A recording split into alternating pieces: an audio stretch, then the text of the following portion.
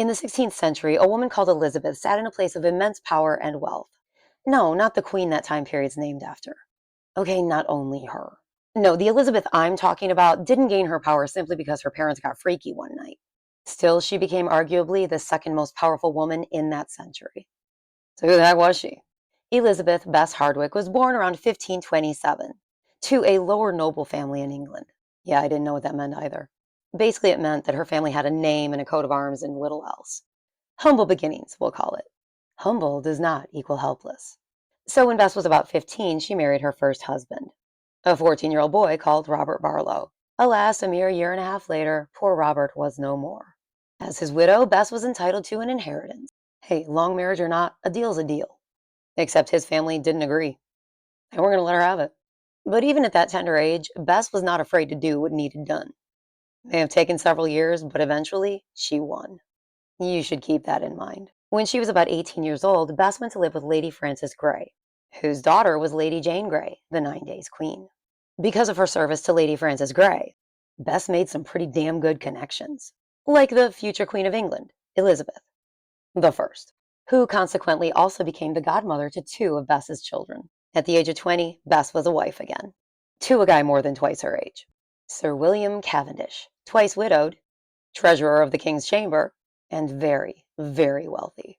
Bess became Lady Cavendish and bore her husband 8 children, 6 of whom survived childhood. But when Hubs kicked it in 1557, Bess was not only a widowed single mother, but also the owner of immense debt thanks to her dumbass husband. He'd lost a court case to do with some shady misappropriation of funds. Well, remember I mentioned her kid's godmother? Yeah, so Bess paid her a visit. Hey, look, can you do something about this? It's not my fault he was a stupid ass. At that same time, Bess met her third husband, William St. Lo. He was the captain of the Queen's Guard and chief butler of England. Between his importance and her friendship with Bess, the Queen wiped out a lot of Bess's debt. William paid off the rest. Hey, it's not what you know. Yeah, so third hubby kicked it in 1565, possibly poisoned by his brother Edward. Oh, but before that, Eddie Boy apparently tried to poison Bess, too. Everybody knew. Nobody did shit about it. I mean, come on, she was just a helpless woman. Anyway, back to Eddie Boy possibly poisoning his own brother. That douche canoe was pissed that William had married Bess and didn't want her getting any of the money. Except he didn't know that Bess already knew her way around a courtroom. So she won again in a massive way. Her income was the modern equivalent of about $22 million US annually. That made her the most eligible woman in England, second only to the Queen. Oh, and if you were wondering how I knew that Elizabeth and Bess were friends, the Queen once said, there was no other lady in the land that she better liked and loved. Anyway, Bess, really appealing to guys who wanted a piece of that. The money. Except Bess didn't need a man, she had financial freedom. So she told them where to shove their proposals. That is until she met the recently widowed 6th Earl of Shrewsbury, George Talbot, in 1567. He was smitten. She reciprocated. Although it is possible he wanted her land holdings and she wanted his title, but I digress. He was hubby number 4 and she was a countess. Sources said that at first they were very happy, but that changed not long after they were married, because the Queen put them in charge of imprisoning Mary, Queen of Scots, to keep her off the throne in England. But this isn't about her, so let's suffice to say that Queen Elizabeth found Mary to be a real pain in the ass. It was expensive to keep watch over Mary. They had to cart her along everywhere they went. And the Queen, Mary's cousin, oh, did I not mention that? Didn't want Mary living in squalor. Shrewsbury didn't think the Queen was covering enough of the costs. So he started bitching about how Bess spent her own money. And how she carried on with Mary. Wait, what? Yeah, so Bess really liked collecting tapestry. She was also an amazing needlewoman. So she passed time with her prisoner, sewing a tapestry. Because all jailers do that kind of shit, right? Well, yeah, at least in this case. Why wouldn't they? They were just helpless women after all. Tapestry or no, Mary wanted the fuck out, and was willing to do anything necessary to accomplish that. For longer than 15 years, she stirred shit up. She even accused Bess of starting a rumor that Mary had an affair with Bess's husband. A couple of sources claimed that he doted on Mary, so is it really a far-fetched possibility? At any rate, by the 1580s, that whole debacle was a national scandal. Shrewsbury kicked Bess out. Like, she had to run because he threatened to send his men for her. Things were so contentious, the Queen stepped in. Like, settle the fuck down, Shrewsbury, get over yourself. Bess moved home, but Shrewsbury made sure he wasn't there very much. Then he kicked it in 1590. Now in her mid-60s, Bess inherited again, becoming the wealthiest widow in all of England. Sources say that men got very suspicious of her. A woman, independent, intelligent, important, powerful.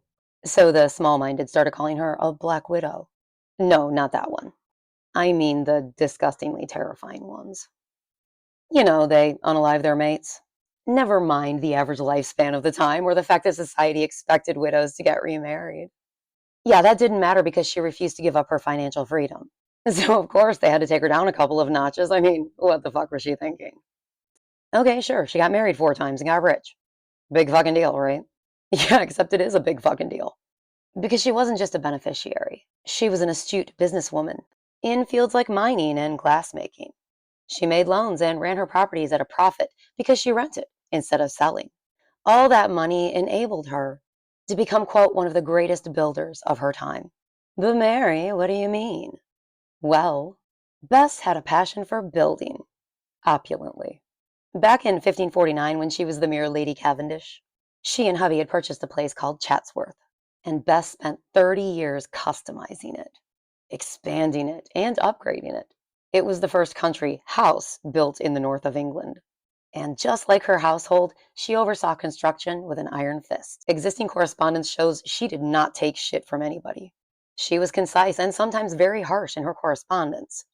And if a man didn't want to follow her instructions, bye-bye.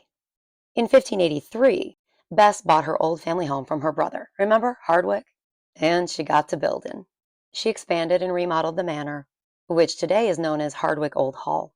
Completed in 1599, it's one of the great houses of the Elizabethan age. She wasn't just a widow or a builder, though.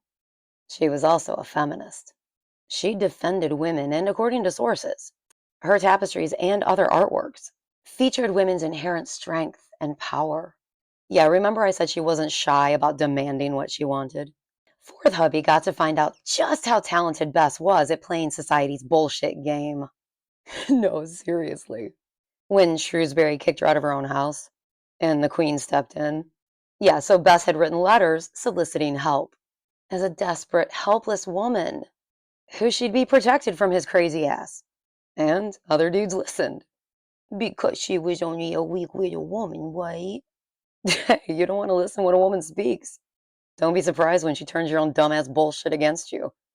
During the later years of her life, she continued her work on Hardwick and another house for her son and his family. And throughout Hardwick, you'll find her ES monogram. Hey, presence and authority.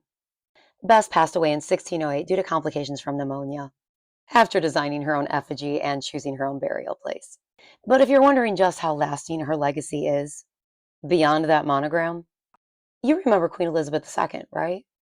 She passed away in recent years. Yeah, so through other strategic marriages of her kids. Bess is Queen Elizabeth II's 10 times great-grandmother through her son, Sir Charles Cavendish, and her 11 times great-grandmother via her other son, Sir William Cavendish. From humble beginnings to prolific builder to grandmother of a queen. Yeah, helpless my ass.